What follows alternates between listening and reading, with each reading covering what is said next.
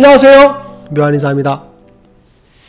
피부염을 치료하다 보면 환자분들이 첫 번째 묻는 질문은 정해져 있어요. 뭐냐면 한약과 안 맞는 음식이 있다는데 이거 피해야 되나요? 혹은 건강식품과 한약이 안 맞는다는데 피해야 되나요? 라는 이야기를 하시거든요. 혹은 체질이 안 맞는 음식이 있다는데 이거 음식도 가려 먹어야 되나요? 하는 거거든요. 음식이 정말로 치료할 때 환자분들한테는 스트레스인 것 같아요. 그래서 오늘은 피부염을 치료할 때 음식 관리 기준에 대해서 한번 알아볼 겁니다. 체질 음식, 그리고 한약과 안 맞는 음식, 그리고 피부염의 음식 관리는 어떻게 하는지 그 원칙을 한번 알려드리도록 하겠습니다. 피부염을 치료하다 보면 환자분들이 음식 관리에 대한 스트레스가 굉장히 큰 것 같아요. 사실은 이제 양방 피부과적인 치료에서는 음식 관리를 거의 안 시키죠. 그냥 다 먹게 하잖아요. 그런데 한방적인 치료할 때는 음식 관리를 꼭 가리게 합니다. 이게 왜 그러냐면 피부염과 음식이 중요하기 때문입니다. 실제로 보면 직접적으로 연관이 크죠. 첫 번째 환자분들이 음식 관리에서 궁금해하는 게 뭐냐면 한약과 음식이 안 맞는 음식이 있는지, 궁합이 안 맞는 음식이 있는지에 대한 이야기거든요. 궁합이 나오는 건데 한약과 금기 음식으로 언급되는 게 뭐냐면 녹두, 그죠?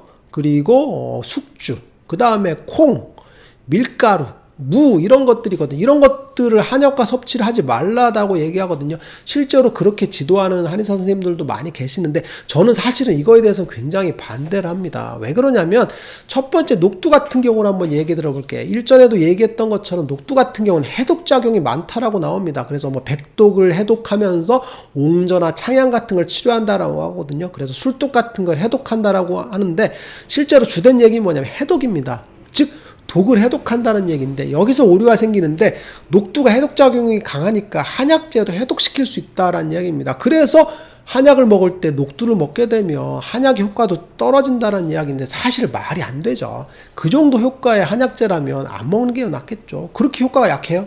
아니죠. 문제가 있다라고 보시면 돼요. 녹두는 사실 먹어도 상관없어요. 그리고 얼마나 먹겠어요, 녹두전을. 그죠? 상관없고, 숙주도 마찬가지예요. 숙주도 녹두를 발화시킨 거기 때문에 녹두에서 나온 게 숙주니까 숙주도 해독작용이 있으니까 한약을 먹으면서 숙주를 먹으면 한약 효과가 없다는 건데 사실 말도 안 되죠. 한약을 먹으면서 숙주 먹는다고 효과가 없으면 그 한약은 안 먹는 게 낫겠죠. 그 정도 효과가 약한 한약재는 존재할 가치도 없다라고 생각을 합니다. 또 하나는 무거든요. 무도 참 이게 아이러니한 건데 무 같은 경우 이제 고전에 보면 숙지왕, 생지왕 이런 지왕류가 나복자랑 상충된다는 이야기가 있어요. 그래서 지왕류를 쓸 때 나복자랑 같이 쓰지 말라는 얘기거든요. 근데 나복자가 뭐냐면 무씨거든요. 그래서 지왕류와 무씨가 안 맞으니까 무도 안 맞을 거야. 그래서 숙지왕을 먹을 때는 무를 먹지 말라라는 그런 와전이 됐는데 여기서 또 한 번 와전이 됐어요. 무슨 얘기냐면 한약재 대표적인 한약재가 지왕이거든요. 식점대보탕이나 이런 것들을 혹은 팔물탕에 들어가는 게 지왕이거든요.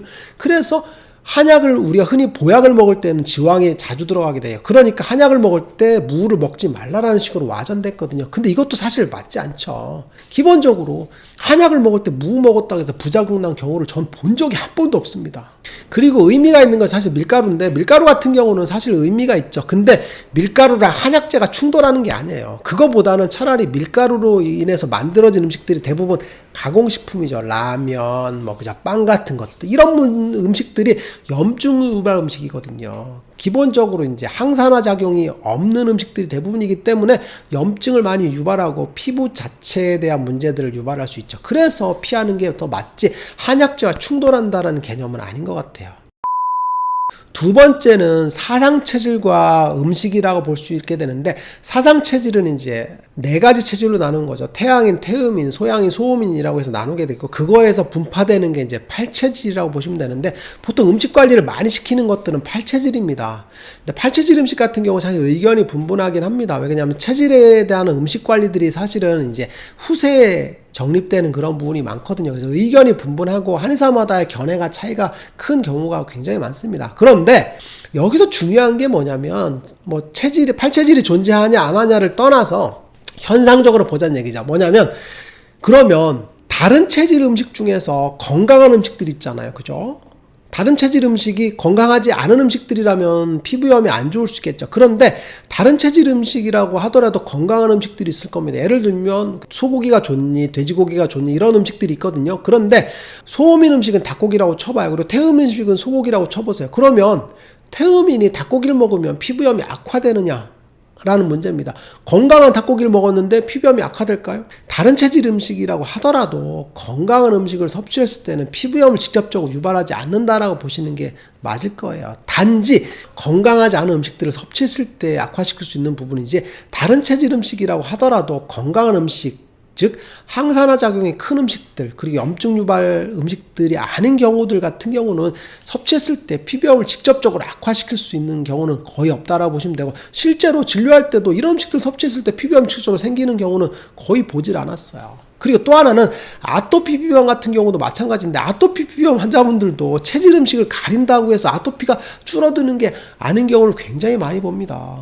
그리고 체질이 안 맞는 음식이라고 해서 아토피가 증가하냐? 그것도 아니다는 얘기죠. 직접적으로 알레르기 음식과 체질 음식은 관련이 또 없습니다. 예를 들면 제가 소음인인데 닭고기가 맞아요. 근데 닭고기 알레르기가 있을 수 있다는 얘기죠. 체질과 알레르기는 다른 개념이다라고 보시는 게 맞을 겁니다. 그러면 피부 질환에서 음식 관리를 도대체 어떻게 해야 되느냐라는 문제가 발생하는데, 아까 얘기했던 것처럼 첫 번째는 한약과 상충되는 음식은 특별히 없다라고 보시는 게 맞을 거고, 체질별 음식도 특별히 피부염을 위해서 가릴 필요는 없습니다. 그것보다 더 중요한 건 뭐냐면 피부염을 직접적으로 악화시킬 수 있고 유발할 수 있는 음식을 가리는 게 첫 번째입니다.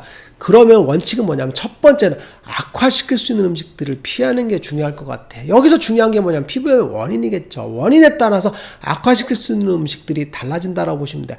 아토피 같은 경우는 알레르기 질환이기 때문에 알레르기 음식들은 피하는 게 맞겠죠. 예를 들면 제가 콩 알레르기가 있어요. 그러면 콩에 대한 알레르기가 있기 때문에 염증이 더 심해지겠죠. 그럼 콩을 피해야 되겠죠. 근데 콩이 나쁜 음식이 아니죠. 그 음식들이 나쁜 게 아니라 알레르기를 유발하니까 아토피가 심해지겠죠. 그 음식들을 피하는 겁니다. 달걀 알레르기가 있어요. 그럼 달걀을 피해야겠죠. 즉 직접적으로 악화시킬 수 있는 음식들은 반드시 피하는 게 첫 번째 원칙입니다.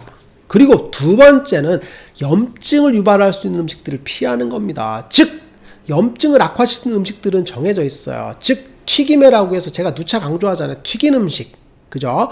치킨, 돈가스, 도너츠 같은 기름에 많이 튀긴 음식들은 피부염을 직접적으로 악화시킵니다. 기본적으로 피부염이 생길 때 염증 자체를 유발할 수 있는 가능성이 더 많아지거든요. 그리고 가공식품 중에서도 과자라던가 이런 것들, 라면, 그죠? 이런 것들, 그리고 너무 매운 음식들 같은 경우도 염증을 많이 유발을 할 수 있다라고 보시면 돼요.